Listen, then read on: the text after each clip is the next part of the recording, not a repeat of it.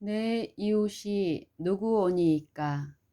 누가복음 10장 25절로 37절에 의거함. 유대인들 사이에 내 이웃이 누구오니이까?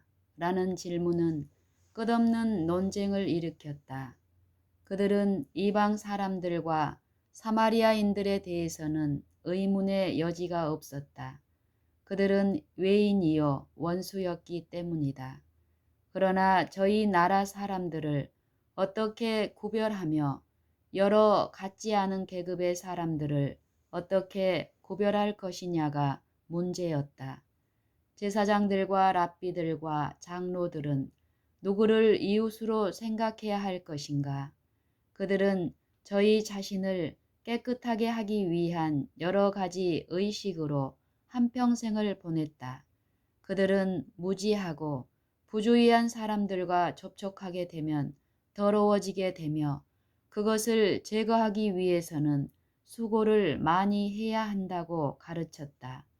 그들은 이 깨끗이 아니한 자들을 이웃으로 여겨야 했는가?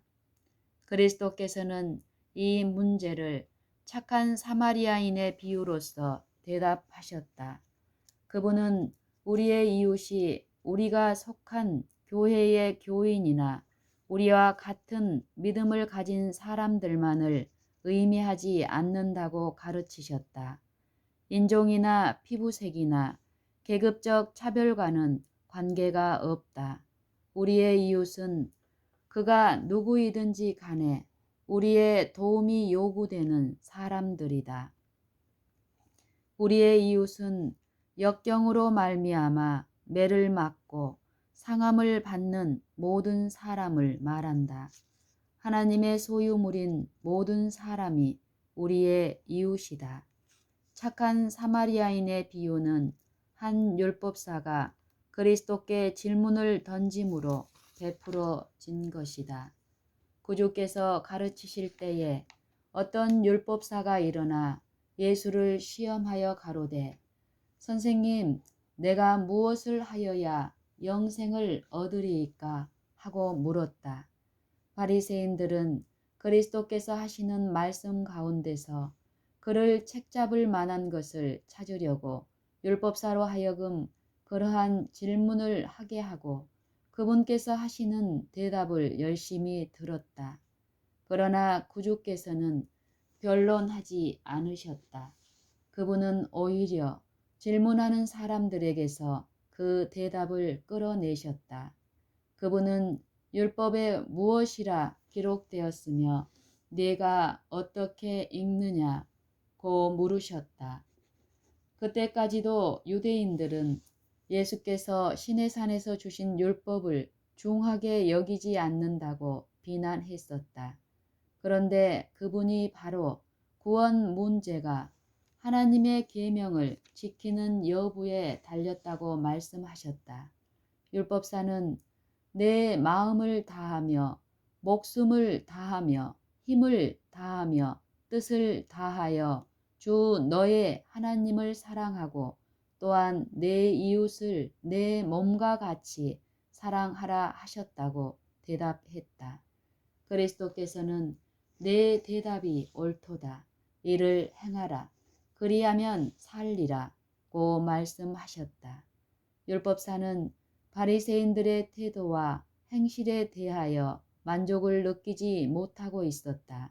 그는 성경의 참뜻을 알고자 하는 진정한 욕망을 가지고 그것을 연구해 왔다.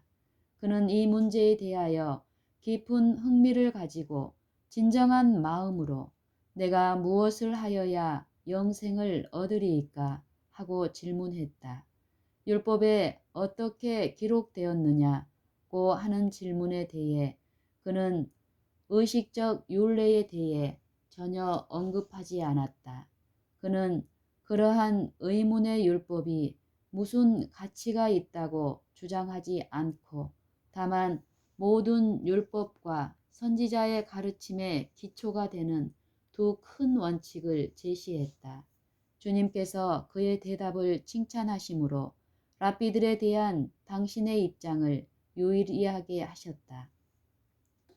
왜냐하면 예수께서 율법의 해석자가 주장한 것을 시인하심으로 랍비들이 그분을 비난할 수 없게 하셨기 때문이다. 그리스도께서는 이를 행하라, 그러면 살리라고 말씀하셨다. 그분은 당신의 교훈을 통해 율법을 언제나 거룩한 통일체로 제시하셨으며 모든 율법이 한 가지 원칙 위에 세워져 있으므로 어느 한 가지 계명을 지키고 다른 계명은 범해도 된다는 주장이 성립될 수 없다고 가르치셨다. 사람의 운명은 그가 온 율법을 지키느냐 안 지키느냐에 따라 결정된다. 사람의 운명은 그가 온 율법을 지키느냐 안 지키느냐에 따라 결정된다. 그리스도께서는 이를 행하라, 그러면 살리라고 말씀하셨다. 그분은 당신의 교훈을 통해서 율법을 언제나 거룩한 통일체로 제시하셨으며 모든 율법이 한 가지 원칙 위에 세워져 있으므로 어느 한 가지 계명은 지키고 다른 계명은 범해도 된다는 주장이 성립될 수 없다고 가르치셨다. 사람의 운명은 그가 온 율법을 지키느냐 안 지키느냐에 따라 결정된다. 그리스도께서는 아무도 자기 자신의 힘으로 율법을 지킬 수 없다는 것을 알고 계셨다. 그러므로 그분은 율법사가 더욱 분명하고 더욱 비판적인 연구를 통해서 진리를 발견하게 되기를 바라셨다. 우리는 오직 그리스도의 공로와 은혜를 받아들임으로써만 율법을 지킬 수 있다. 우리의 죄를 위한 화목제가 되신 그리스도를 믿음으로 말미암아 타락한 사람이 마음을 다하여 하나님을 사랑하고 자기 이웃을 제 몸과 같이 사랑할 수 있게 될 것이다. 율법사는 처음 4계명뿐 아니라 마지막 6계명도 다 지키지 못했음을 깨달았다. 그는 그리스도의 날카로운 말씀을 듣고 깨우침을 받았으나 자신의 죄를 고백하는 대신에 그것을 핑계하려 했다.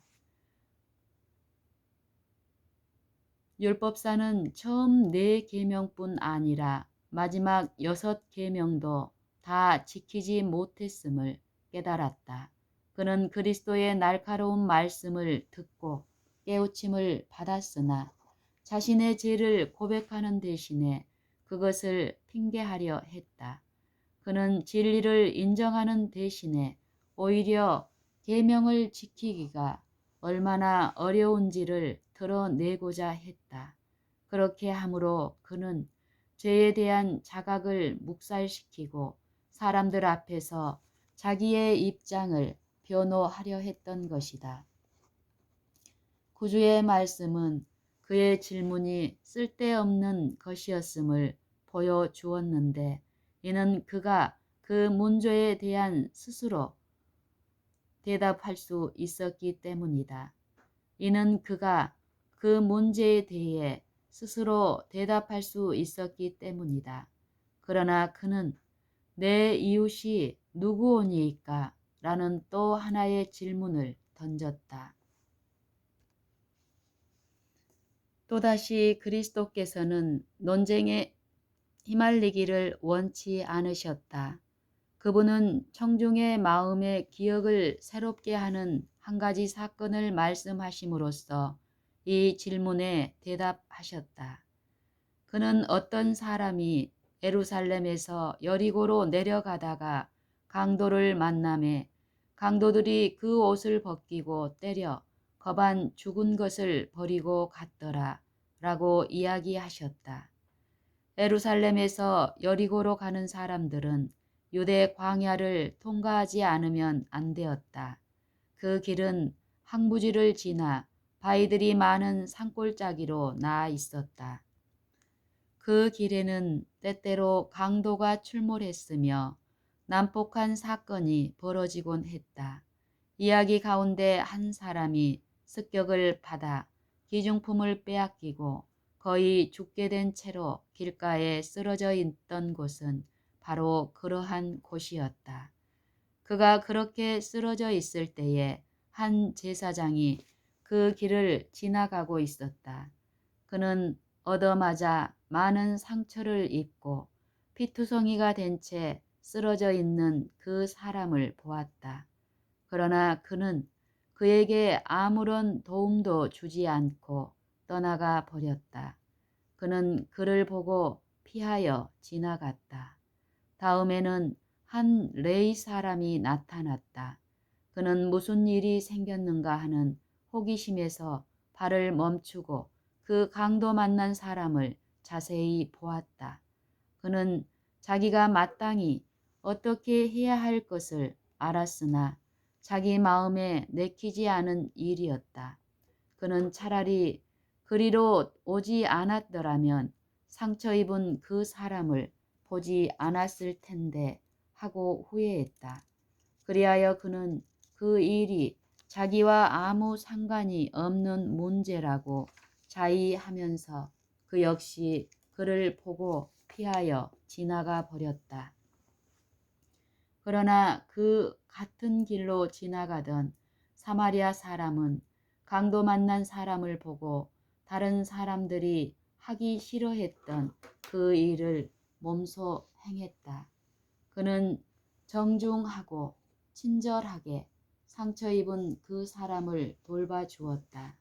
그는 그를 보고 불쌍히 여겨 가까이 가서 기름과 포도주를 그 상처에 붓고 싸매고 자기 짐승에 태워 주막으로 데리고 가서 돌보아 주고 이튿날에 데나리온 2를 내어 주막 주인에게 주며 가로되 이 사람을 돌보아 주라. 부비가 더 들면 내가 돌아올 때에 갚으리라 고 하였다. 제사장과 레위인은 둘 다 신앙심이 깊다고 자처했으나 사마리아인은 자기가 참으로 거듭났다는 것을 나타내 보였다. 그 일은 제사장과 레위인에게처럼 사마리아인에게도 기분 좋은 일이 아니었다. 그러나 그는 그의 정신과 행실에 있어서 그 자신이 하나님과 일치되어 있었음을 증거해 주었다. 그리스도께서 이 교훈을 주실 때에 직접적이고 설득력 있는 방법으로 율법의 원칙을 제시해 주신 동시에 그 청중에게 저희가 이 원칙들을 실행하는 일에 태만히 하고 있음을 지적하셨다. 그분의 말씀은 너무나 분명하고 예리했으므로 청중은 책잡을 기회를 잡을 수 없었다. 율법사는 그리스도의 말씀 가운데서 한마디도 책잡을 수 없었다. 그리스도에 대해 가졌던 그의 편견은 사라졌다. 그러나 그는 아직도 민족적 편견에서 탈피하지 못했으므로 사마리아인이라는 말을 쓰므로 그들에게 명예를 돌리고 싶지 않았다. 그리스도께서 내 의견에는 이 세 사람 중에 누가 강도 만난 자의 이웃이 되겠느냐고 물으셨을 때에 율법사는 자비를 베푼 자니이다 라고 대답하였다. 예수께서 이르시되 가서 너도 이와 같이 하라 하시니라. 예수께서 이르시되 가서 너도 이와 같이 하라 하시니라. 도움이 요구되는 사람에게 그와 똑같은 부드러운 친절로 대하라. 그렇게 함으로 그대는 온 율법을 지킨다는 증거를 보여주게 될 것이다. 유대인과 사마리아인 사이에는 커다란 차이점이 있었는데 그것은 종교적인 차이로 참된 예배가 무엇이냐 하는 문제였다. 바리새인들은 사마리아인에 대해 좋게 말하지 않고 오히려 그들에게 지독한 저주를 퍼부었다. 유대인과 사마리아인 사이의 증오심은 너무나 컸기 때문에 사마리아 여인은 예수께서 자기에게 물을 좀 달라고 하신 것을 매우 이상하게 여겼다. 그 사마리아 여자가 당신은 유대인으로서 어찌하여 사마리아 여자 나에게 물을 달라 하나이까? 라고 말했다. 요한복음 4장 9절. 이는 유대인이 사마리아인과 상종하지 아니함이러라. 그리고 유대인들이 예수에 대해 죽이고 싶은 증오심으로 가득 차서 일어나 성전에서 그분을 돌로 치려 했을 때 그들이 말한 우리가 너를 사마리아 사람이라 또는 귀신이 들렸다 하는 말이 옳지 아니하냐는 말보다 더 적절하게 그들의 증오심을 나타낼 수 있는 말은 없었던 것이다. 요한복음 8장 34절. 그러나 제사장과 레위 사람들은 주께서 그들에게 맡기신 일을 등한히 하고 저희가 미워하고 멸시하는 사마리아 사람에게 저희 나라 백성을 돌보도록 버려두었다. 그 사마리아 사람은 내 이웃을 내 몸과 같이 사랑하라는 계명을 이행함으로써 자기를 업신여기는 사람들보다 더 의롭다는 것을 드러내 보였다. 사마리아 사람은 자기의 생명이 위험에 처해 있음에도 불구하고 상처 입은 사람을 자기 형제처럼 대했다. 이 사마리아 사람은 그리스도를 대표한다. 우리의 구주께서는 인간의 사랑이 필적할 수 없는 크신 사랑을 우리에게 나타내셨다. 우리가 상처를 입고 죽게 되었을 때 그분은 우리를 불쌍히 여기셨다. 그분은 우리를 피해 지나가지 않으셨으며 우리로 속절없이 아무 소망도 없이 죽도록 버려두지 않으셨다. 그분은 온 하늘 천군의 존경을 받으시던 거룩하고 행복한 하늘집에 머물러 있지 않으셨다. 그분은 우리의 상처를 보시고 이를 고치시려고 인류를 당신 자신의 일처럼 돌아보셨다. 그분은 당신의 원수를 구원하려고 죽으셨다. 그분은 당신을 죽인 자들을 위하여 기도하셨다. 그분은 당신의 모본을 가리키시며 제자들에게 내가 이것을 너희에게 명함은 너희로 서로 사랑하게 하려 함이로다. 요한복음 15장 17절. 내가 너희를 사랑한 것 같이 너희도 서로 사랑하라고 말씀하셨다. 요한복음 13장 34절. 제사장과 레위 사람은 하나님께서 친히 정하신 성전 예배에 참석했다가 돌아가는 길이었다. 그 예배에 참석하는 것이 너무나 크고 고상한 특권이었으므로 제사장과 레위 사람은 저희가 그렇게 높임을 받는 사람들이기 때문에 알지도 못하는 길가에 봉변당한 사람을 돌봐준다면 저희의 이신이 떨어질 것이라고 생각했다. 그리하여 저희는 저희 동포들에게 축복을 나누는 하나님의 대리자로서 하나님께서 그들에게 주신 이 특별한 기회를 등한히 했다. 오늘날에도 많은 사람이 이와 같은 과오를 범하고 있다. 그들은 자기들의 의무를 전혀 다른 두 종류로 구별하고 있다. 하나는 하나님의 율법에 규정된 커다란 일들이고 나머지 하나는 내 이웃을 내 몸과 같이 사랑하라는 하나님의 명령에 나타나 있지 않은 소위 작은 일들이다. 이러한 범위에 속하는 일들은 사람의 변덕스러움에 맡겨져서 충동과 기분의 지배를 받는다. 그리하여 품성은 훼손되고 그리스도교는 오해를 받는다.